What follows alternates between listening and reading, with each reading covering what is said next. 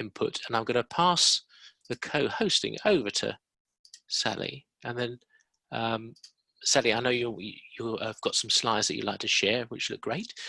So you should be able to. Yeah, thank you very much. That's great. Oh, that was very swift. Yeah, did that work? Can everyone see that? Wow. Give me Very the slick. thumbs up. Okay, wow. Okay, it worked.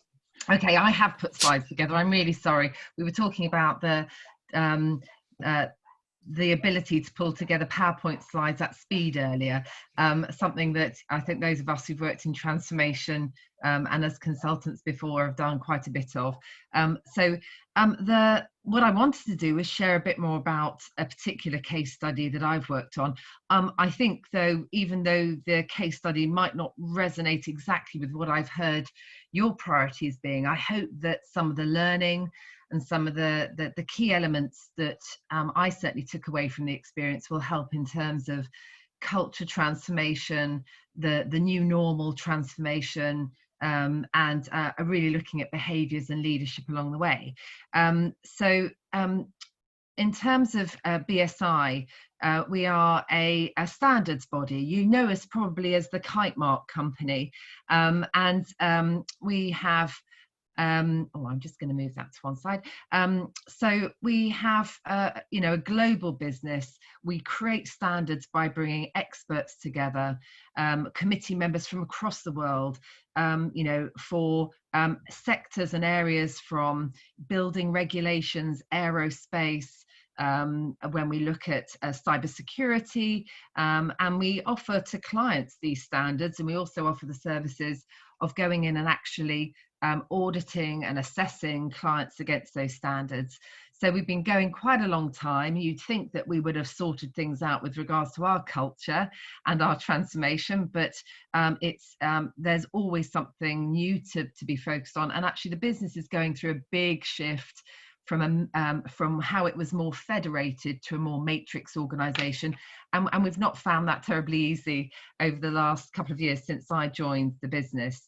So we focus on creating standards, putting them on the shelf, and then we get them out to businesses, and we help to consult with clients to certify them on particular standards.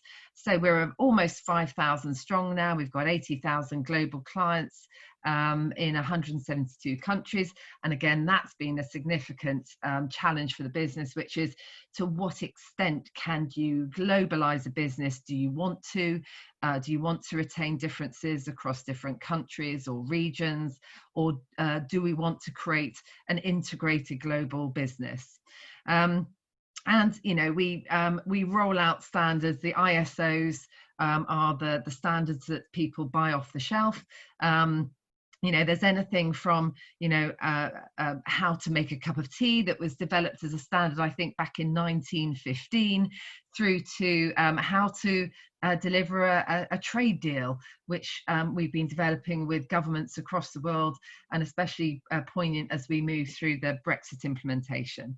So part of the business, one very key attribute to understand is we're a not-for-profit commercial organisation. We are bound by our agreement with the Royal Charter, which is about having the integrity that we will not drive our agenda for the benefit of anything other than creating global standards. And that often creates quite a challenge for the organisation. It also means we have to be really clear about working with regulated bodies, what we commercialise, how we make money, etc. So that's a bit about BSI. The case study I'm going to talk about today is one where we've been looking at our cybersecurity and information resilience division. So we have wanted to expand and grow this over the last 8 years.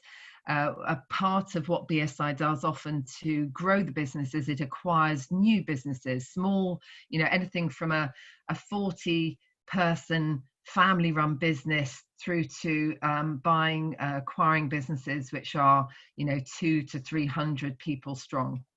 So originally it was 160 people in the cybersecurity business across different countries, Europe and the US, and delivering cybersecurity. So we would And we have Facebook, Apple, Amazon as our key clients in this space, and we put expertise into those businesses. We provide standards around how cybersecurity should be managed, and we help the resilience, protect the resilience of those clients by ensuring that they are following the standards that they could be. The transformation objectives I'm going to be talking to today were very much how do we expand our portfolio of clients. To do that, we wanted to acquire new CISA, cybersecurity information resilience businesses, and also talents and skills. We wanted to align the operating model within the broader enterprise architecture at BSI, and we wanted to include ways of working, security and systems. So I think in terms of reflecting some of the challenges that you've talked about today, certainly it was to rationalize, it was to look at culture and behavior, it was to bring together skill sets and capitalize on those skill sets. There were various different operating model activities that sat within it, and also of course, you know, the culture really comes from how you get your systems, your behaviors, your processes, and your people to align to consistent ways of working, or to at least agree who does what in that model, how decisions are made.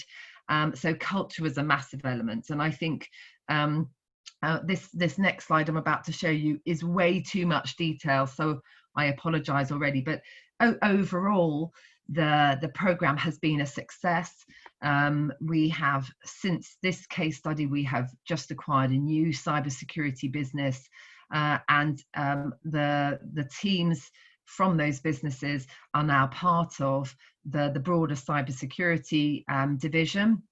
They have integrated and they are now reaching out to present one view of BSI to clients. And I think that was really our overall objective, which was we recognise the different skill sets and expertise we've brought in, and we want to make sure that there's added value back to the client. So a lot of this needed to be client-centric.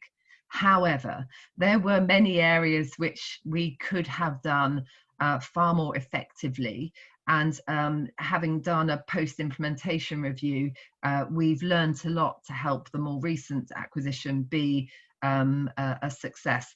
And I think it took a lot longer to integrate the businesses than we had hoped. I think there were certainly decisions in terms of how the business was going to look in the future that should have been made earlier on. And I think also contracting with individuals and making the vision come to life, bringing the vision to life, was one of the key opportunities that we perhaps missed in that initial acquisition that we've then focused on going forward. So, you know, this was our HR, PIR, in terms of what didn't go so well. And I wanted to share this because I think we all learn from each other's experiences. So certainly from an HR perspective, one of the key elements was around getting in there early, being part of the initial conversation, even before the decision to acquire the business had happened. By being at the table, we can help the sponsor of the transformation to really consider what the options are.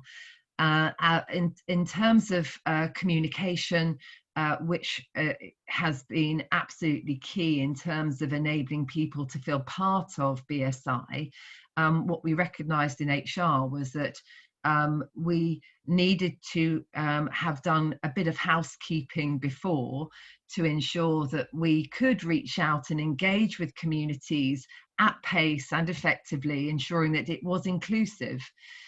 We had the relationship between HR in the acquired business and within BSI was not something that was stable. There were lots of changes, and in terms of the impact that could have, it meant that often things took a lot longer, data was more difficult to share. In terms of resources, again, being at the front foot for ensuring that there is the right investment in the scope, in the original scope, to ensure successful integration.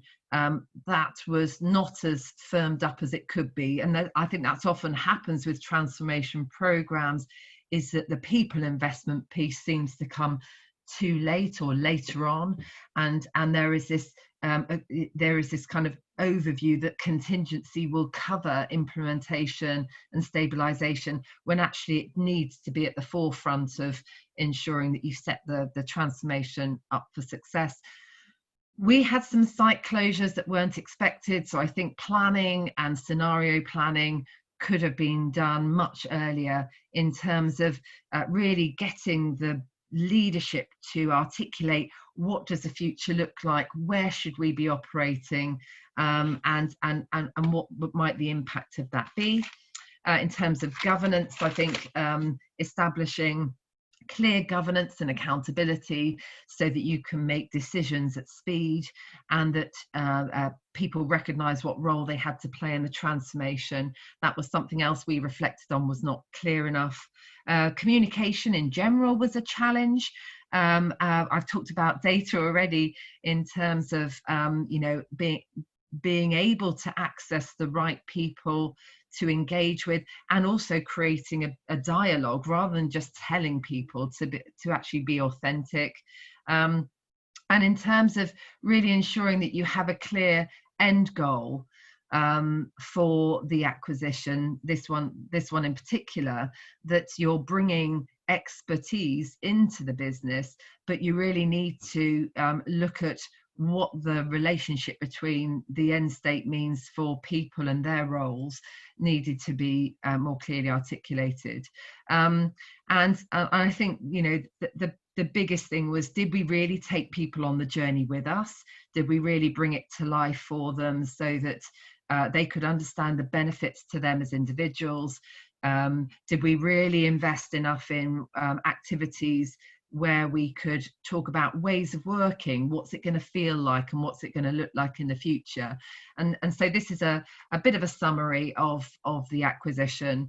I think, all of these reflections contributed to a longer tail in terms of embedding the new business into BSI, and therefore, were we able to transform the business for the benefit of clients in the time that we would have hoped? No.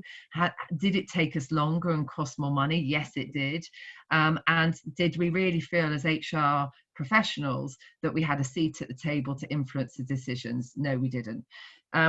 So in terms of this as a particular scenario, what it has enabled us to do is to set up transformation programs going forward, of which we have many, and we've I've pulled this together in terms of just a high level view of what I think we had really learned from our experience.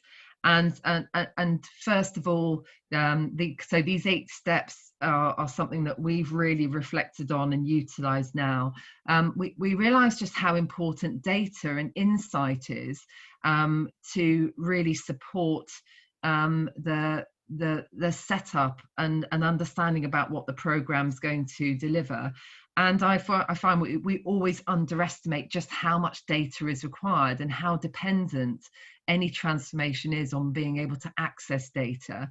And so there was very much there's very much reflection on we should also be utilizing people data to drive the vision, and really ensure that we can protect data, we're not oversharing it.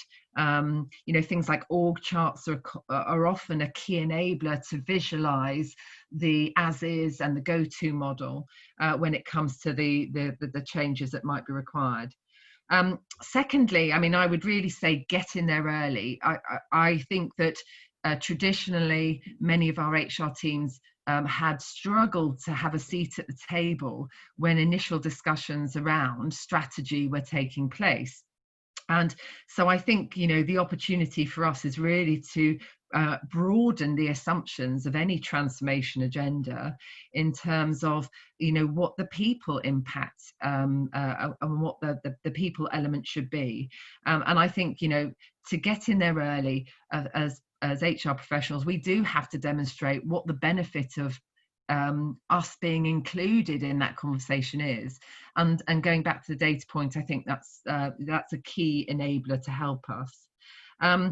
In terms of, you know, focusing on the people risk, I think using commercial language to highlight what people risk is has been, you know, a significant step in the right direction, demonstrating that as HR professionals, we get the commercials, we understand what the business is trying to achieve for its clients, but we're also able to really identify what the dependency and the opportunity is for addressing the people risk really, really early. Something as simple as ensuring that there is a people work stream on the program or the transformation journey. It's often omitted. It's seen as a part of comms and engagement. We'll deal with the people areas.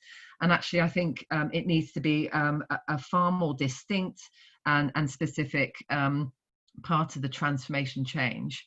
I think in terms of you know, maintain the voice of the employee, I've really realized throughout the COVID experience how quickly we can really start bringing the voice of our employees to the conversation.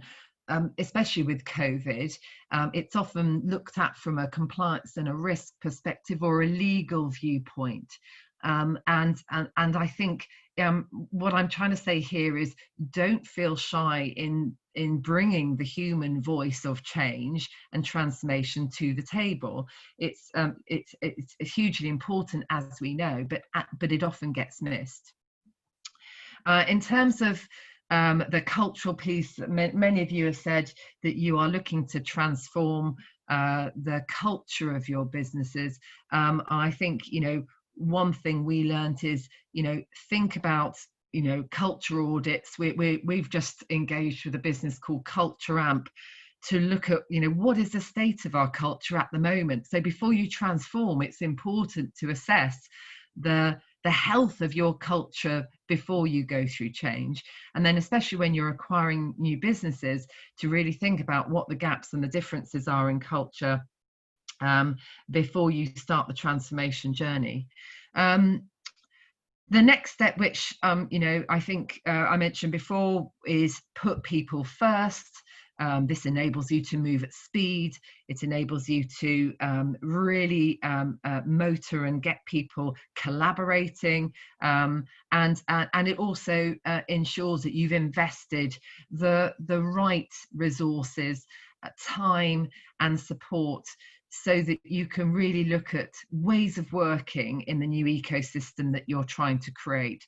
And I think, you know, bringing people into the journey of transformation really early does pay dividends. You know, don't just go, da-da, we're done, and look, this is what you've got to do differently. Get people involved in the design, who perhaps your sponsors, they say, well, we don't want lots of people interfering with what the design is, but without getting people involved in some way to shape and influence the design, you find you have a much more challenging job to achieve, to deliver the program. So collaboration and engagement is that authentic partnership that I just talk of, which is, you know, how can we be authentic? How can we really create a two-way dialogue, hear the feedback from people? Have we got enough measures, whether it's a change survey or whether it's a temperature check within the business, to understand how well the change is being received, and how can we use information to adapt our transformation journey accordingly? And then really, you know, the last point here is that we can never do enough communication, and the messages need to be brought to life in many different ways. Tell the story through, through creating different scenarios about how things will work in the future. Make sure that people are able to reach out and really articulate what the vision is. The so what, why are we doing this, is absolutely key, and also to really think about asking people what are they fearful of, and what impacts them that we could manage more clearly. So I think in terms of communication, with the acquisition program, we didn't do enough to take people on the journey with us. We thought that perhaps the high level message, the goal that we were trying to achieve, was not going to be understood by our employees and by the new employees brought into the business. And I think that was one of the real opportunities we missed. So we need to treat people like grown-ups. We need to share information, repeat the messages again and again, and ensure that you have taken people on that journey with you. So really, I hope that was a very quick tour, and I hope I wasn't talking too quickly. I can share these slides with Richard if you're interested in seeing them. But in terms of how we as an HR profession enable the business to really work out what it is they want to be in the future, what is it going to look like when you get there, and understanding what the people impact is a critical part of being able to change a culture, bring an organisation together and really deliver what we'd set out to deliver, which was something of great value to our clients. It just took us a bit longer to get there than we'd hoped. There's some really useful learning there, Sally. Thank you ever so much. I love that chart where you put that thought and the detail into what could have gone better, where did we not end up where we hoped we would, and why, and then the 8 steps. I think people are going to find that really useful. I know I did. Thank you very much. So as you know, we're going to move on to Jo in just a second, and then Nikki. And for those of you who've been to the face-to-face events, we'll then go into smaller groups, in this case breakouts, which will allow people to reflect and discuss. However, do hit chat if there's anything that's striking you as we go through, and I can manage that process while the speakers speak, and we can save some questions and points for the round table, as it were, discussion at the end. Thanks very much. So next, let's go to Jo, if I may. Absolutely. Jo, thank you. Thank you so much for that. I found that fascinating, and I was nodding all the way through it, as I'm sure a lot of you were as well, going, yep, know how that feels. So I'm going to give a few sort of lessons learned, I think, from an amalgamation of programmes, but also focusing on a recent culture change programme that I did with Inmarsat, basically. So we started in October 2017, and I was asked really fix the culture. The culture's terrible, fix it, so really clear brief, really specific, really helpful. So I think reflecting on what made that culture program successful, and it has been successful in the organisation, I thought, what were the things that we did when we set this up that set it up right to succeed, and where did this succeed that potentially I've got it wrong in the past? And on reflection, I've realised I've got a lot better at being specific about what is needed. So when I've been asked to do a change program, whether it's a culture change or it's the sort of people elements of an IT change, I think earlier on in my career, when I'd probably got less experience, and I had this sort of make, do and mend attitude. So, I can do it. Let's be positive. Let's say yes. Let's, show willing. And I don't think I was necessarily very realistic about, okay, we can do this, but this is what it will take. And are you prepared to commit that? And if you are not prepared to commit that, this is what the result will be instead. So I think I've had experience in the past where I've, best endeavours, tried my best, but actually not set it up to succeed because I didn't have those tough conversations up front about what was needed to make it work. And I think that was partly in terms of resources, but also partly in terms of expectations of leaders and alignment and role of leaders. So for this particular culture change, we established what we thought we needed to do as a programme, a partner we would engage with that would help us on measuring the current and the future state, because we needed some sort of external anchor to sort of benchmark ourselves against, so that we'd be able to demonstrate progress and measure progress. But there was one key bit that I really was very hung up on, and that was, is the CEO really up for this? Is he really up for this?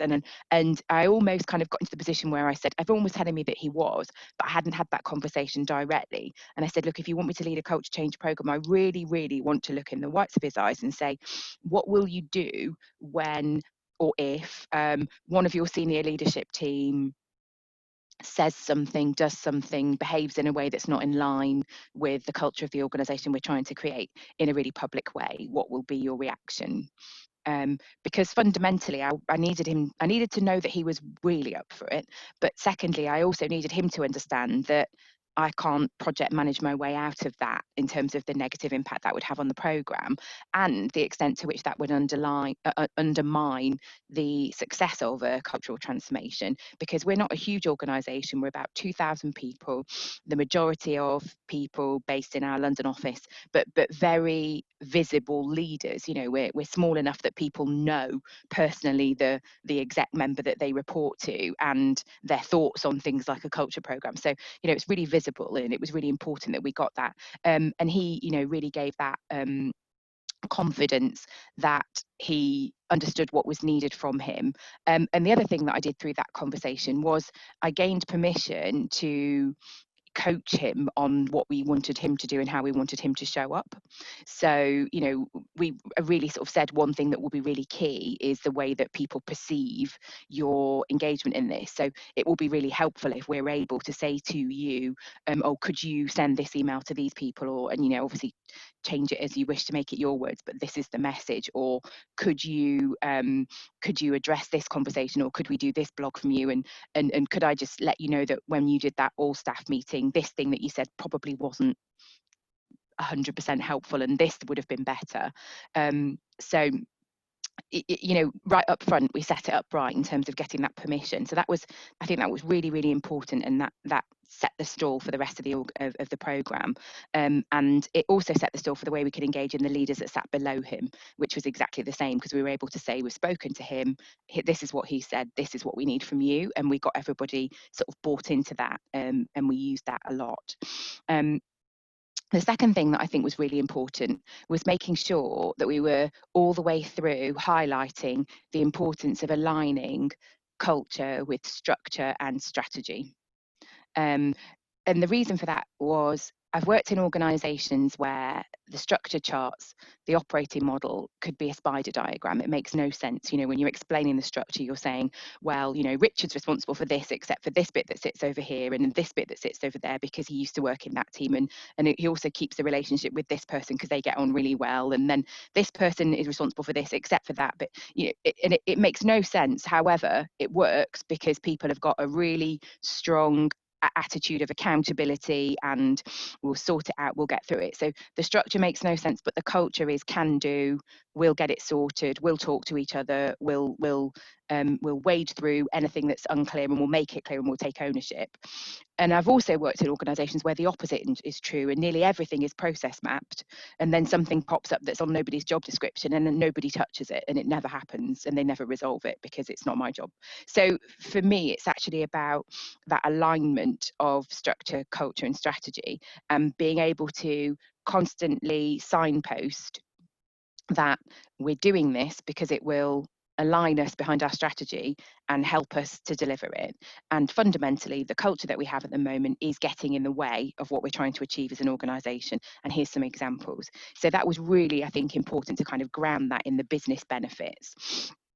And call out that alignment. And the other reason for calling out the alignment is because people would use the lack of it as an excuse. They would say, oh, well, the reason we can't be accountable is because the roles and responsibilities aren't clear. And we say, well, A RACI is one type of accountability. An accountable mindset is something you can control. So whilst we were trying to tackle all kinds of accountability, if the mindset wasn't there, the other things wouldn't matter. So it was being clear about that. The next thing was realistic expectations. So it was very important with this particular culture change program that it was absolutely understood that we weren't going to be able to change the culture of an organisation in 6 months or a year. You know, culture change takes time. There's a foundational period, there's an embedding period, there's a sort of strengthening and digging in and building on that. And it, you know, we had to make sure that people were up for doing this for the long term. I don't know if you've experienced this as well, but in past organisations, in previous roles, I've been in situations where you've established what the problem is and you're doing the program to fix it. An example was a sales transformation program. And the problem that we had was the person who was ultimately the head of sales kept changing. And every time that changed, they wanted a new program, because they wanted to kind of rebrand it as their thing that they were doing to fix the organisation, and that old thing wasn't working. But fundamentally, the problems never changed and the solutions needed never changed. It was just the constant rebranding because people wanted to sort of say, I'm owning it and therefore I'll call it something different, or I want to use this sales transformation approach that I did with this company before and I want to do the same thing. That, you know, it was still doing the same thing but with different packaging. So what it felt like to people in the organisation was it was constantly changing, new thing, different thing, all, you know, they were seeing the style and not the substance, and it was really derailing. So it was really important for me to say, you know, we need to say this is the program and it will continue, and we'll still be talking about it in 2 years or 3 years. We won't call it something else because it's gone out of fashion. We won't, you know, go, oh, let's do something else instead to address culture, because then it'll be seen as fragmented and not followed through. You know, let's be consistent and stick with it. So that was really, really important. And then the last thing I think is quite interesting, which I think our next speaker is going to talk a bit more about, was this idea of being clear on what we're going to do and what you're going to do. So I've recently had a really great example of this, where I'm supporting one of our areas of the organisation in some organisation design. And, you know, I am an organisation design professional and a transformation professional. What I don't have is lots of experience in product management. And we're looking at a product part of the organisation. And I realised rather too late in this organisation design piece of work that actually they were expecting that I was going to say, this is how you should manage product for this part of the organisation. And I don't know how to do that. I know how to ask all of the right questions and facilitate all the right conversations and bring all the right people together, that they will tell me how product should be managed, and I will pick holes in it from accountability, roles and responsibility, not aligning to strategy, not making sense, you know, not being clear, mixing up too many different things. I won't go, well, in my vast experience of product management, this is how it should be done. I don't know how to do that. And it made me realise actually they probably don't know as much about org design as a process as I'd assumed that they know. So I needed to be much clearer and say, this is what I can do, but this is what your people will need to do, and be specific about that, because what I'd said is they'll need to be engaged, they'll need to be involved, I'll need their time.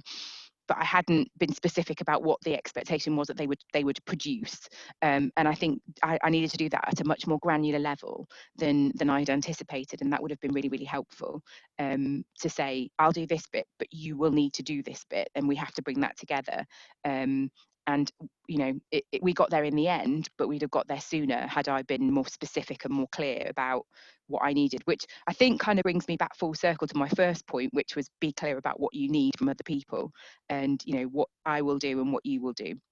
And I think through doing transformation programs for longer, I've got better and braver at saying, if I don't have this, it will not work.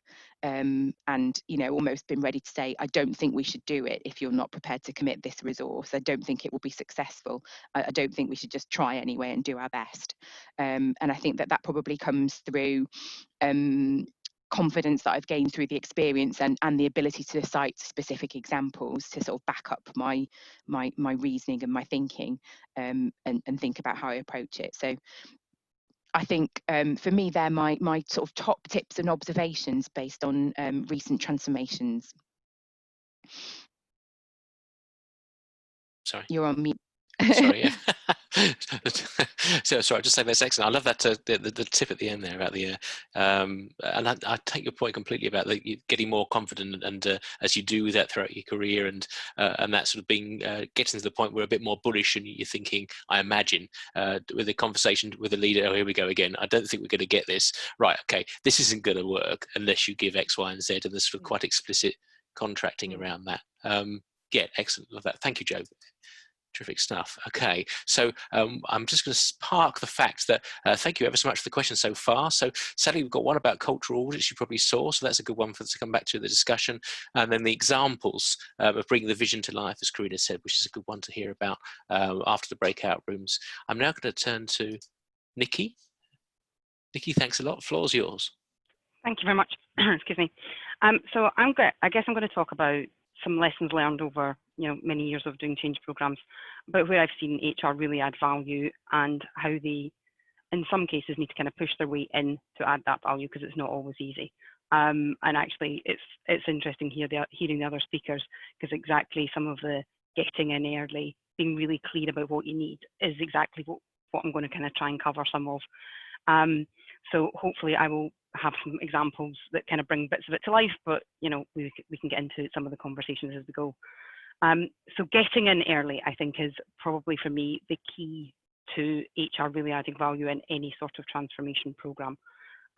What I've, I guess, observed over the years is the programs quite often come from a cost place, and actually a couple of you have mentioned in your introduction of, that I think Zoe at the end was saying, we've got a cost program, which is forcing an operating model review. So actually the people forcing that conversation in the first instance are your finance director and your CEO, and actually getting in to make sure that any of those conversations around cost reduction and cost operating model changes are driven from the right place, and actually you being part of that early discussion makes a huge difference. When I was in consulting back in PwC, or PCW, I think, as Richard called it as I joined. So when I was in PwC, I was quite often brought in as could you have a look at the back end of an M&A transaction from a people perspective? So actually, the finance team had been involved really early, the operations team had been involved really early to review a transaction, and the HR team, which I was part of, got brought in over, could you have a quick look at? So 2 things wrong. 1, I'm super late, and 2, there's hardly any budget assigned to me to do the work or resources that I need. So we saw that. We did an extraction from a big airline company into EasyJet, so a carve out. And actually, the thing that held the transaction up wasn't the finances, wasn't the operations, was crew rooms and T-shirts. I kid you not, the union and the conversation that we ended up having delayed the transaction by about a month, because actually that people issue that they just assumed was just kind of get on with it wasn't considered early on enough. So actually, we've seen that, there's a really bad example of just being brought in far too late, because actually it was quite an obvious thing of the culture of the other more traditional airline working alongside EasyJet when it was a new startup. So this has gone back some years. We're just so different, and actually that cultural thing slowed everything down. Where I've seen it worked well, when I was in RBS, they obviously, after the collapse of the bank, they set up something called non-core, which was the sell-off of all the assets that they needed rid of in organisations. HR were involved right at the beginning, and actually were involved in deciding what portfolio was moving into non-core. So actually, they had a really strong HRD in that place, having that conversation. So actually, what was seen as a cost reduction simplification kind of program, having HR right in at the beginning made a huge difference to actually the shape of what that program was, and also that it was resourced appropriately. To Jo's point about being really clear about what you need to be able to make a transaction work properly, really important that they're in it at the beginning, so actually it's scoped out appropriately. But I guess it's all very easy saying get in early. It's not always easy. I work in the legal sector now, which is somewhat traditional, shall we say. It feels, when I joined, like stepping back 10, 15 years, really traditional. And there were points in different parts of the organisation where HR come into the meeting for the HR bit. And I know that's common in some other industries as well. But actually, any conversation about how we operate, how our margin is made, how we need to maybe potentially change, has an HR impact, whether that's a culture impact or a people impact or all of the above. Some of the best business partners and HRDs I've seen are the ones that potentially sit through some of the boring product conversation, but then have a bit of and actually the people impact of that is. So actually sitting and getting into all of the meeting is super important. And we've seen, even in the 5 years I've been in the legal industry, it's changed a little, but you can still see, and particularly because it's a very traditional partnership, it's somewhat challenging for HR sometimes to kind of find their space. So actually getting involved in how we run a legal matter becomes an HR issue. So therefore, when we think about change, it's quite obvious that the HR guys are in the room, and that makes a huge difference. The other thing I've seen work well is actually speaking in the finance director's language. If it is a cost programme, that language is really important, and actually people then understanding the business impact, financial impact of a culture change or of an operating model change. Again, for me, speaking in their language, and then actually when you talk to other people, you could speak in normal HR language, which is understandable to us, but actually is often seen sometimes as quite woolly to the finance director. So actually where I've seen HR people work really well is actually being able to flip their language depending on who they talk to, particularly when it is coming from a cost place, which a lot of change programs at the moment are. We know that because it is a pretty challenging market. The other thing I wanted to touch on was actually after the transactions or after the programs, the aftermath. And this is where I really see HR adding loads of value for me as well. I think, if you take the examples I've given around the finance director driving a transaction from a cost place, they all get very excited about the program or the transaction. And then when it's done, they tend to walk away. Where HR, I think, really add value at this point is actually following it through, and actually what does the organisation look like, and how does it come together after a transaction or after an acquisition or after a redundancy programme, because I think that kind of follow through is really important to the culture, to setting up what is a new normal. And some of you talked about a new normal post-COVID, but actually I think it's just a new normal happens after any change programme. So I think the deal junkies, the program managers, the FDs, they'll get bored quite quickly. They've hit their target, they've made their cost reduction, they move on. The job for HR, I think, is actually really seeing it through, the then what. I did, when I was in the company I'm in just now, we set up a new service centre in Manchester. We spent a lot of time talking to the new teams, in knowledge transfer and new culture and new ways of working. What we didn't spend enough time, and kind of with hindsight, it's a great thing, on actually the organisation that was left behind in the offices where we had made the redundancies. So that survivor group, how do they come together? How do they operate with this new entity? How do they, where do they fit anymore? Because they knew their place before. We've taken away a lot of their teams, we've taken away a lot of their activity. We just didn't spend enough time, and actually, it's nice with hindsight to do that, but actually we now, when we're going into any change programs, I'm making sure that the teams are thinking quite a lot about and then what, because I think that's a place where really HR can really show their value in this kind of knitting a new organisation together. Any change results in a change of culture. So actually following it through and actually staying longer in the transaction, as it were, I think HR really kind of shows its place. So I think for me, being thoughtful about a new normal and being thoughtful about, what are we trying to create, and going back to what's the vision we're trying to create that the previous speakers talked about, but seeing it through, not thinking that we've done the programme and now we need to move on. And it's really easy to move on because there's always another programme and there's always another burning platform that we need to look at, but actually really seeing through that bedding in, for me, is, absolutely where I've seen the best HR people operate, really have. But that really was all I wanted to cover, was kind of those kind of key learnings, I guess, from me, observations.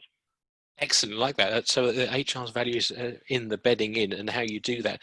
I love that story about the EasyJet and the cabin crew, the T-shirt, because it's kind of funny, but it's also kind of, it feels true too. It's because I think that's where our HR's cultural nous could be more aware of that, really.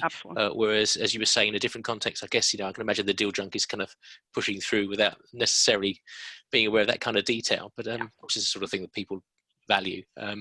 Excellent. Okay, so what we're going to do now, and thank you ever so much, Nikki, Jo, and Sally. That's much appreciated. A lot of very different and detailed content. We're going to go to a breakout room. So what I'm planning to do, the easiest way to do this I've found is to essentially to do it randomly. And then if there's some people that are, so for instance, if it puts all the speakers together, which would be lovely for the speakers, but people will be missing out. I can lift and drop, which obviously might be slightly startling for people. So apologies if you find yourself picked up and dropped into another room. But so I'm going to do that now, and we're going to get into smaller groups of around, I think, 3, something like that. Oh, hello, bear with me a second. There we go. Let's try that.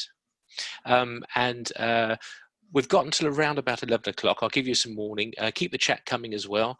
The question to consider is, having heard the speakers, how will you achieve your transformation agenda? So the first question was, what was your transformation agenda? I'll put this on chat in just a sec as well. It's how, having heard some of the ways into this from Nikki, Jo, and Sally, how will you achieve your transformation agenda? And just to say the obvious, but particularly to Karina and Natasha, we often ask a question at this point and people go into smaller groups. Often people answer it. I think that's the fairest way of putting it. And with everything that's going on at the moment, that's absolutely fair enough.